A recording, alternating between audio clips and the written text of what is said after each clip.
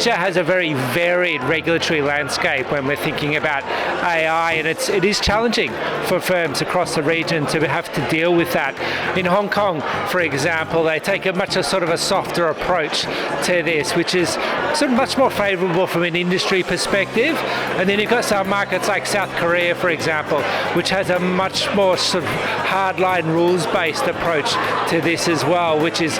quite different again. So having to deal with those two different types of approaches is quite challenging for companies. We've seen initially, at least, some really good positive innovations which come off the back of this. So when you're sort of restricted with the sort of tools that you can use, we've seen some really great innovations, particularly out of some of the big China sort of LLMs, which have been much more efficient than we've seen some of the sort of US-grown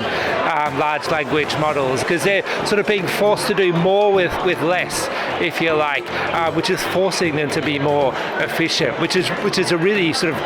positive for the future, because they had a trajectory of sort of large language models as they had been, which is getting bigger and bigger, more and more data, more and more energy, and that's not really sustainable for the long term. So we need to be much more innovative and efficient, and we're seeing a lot of that innovation, as I said, sort of coming out of Asia because of this sort of restricted tools.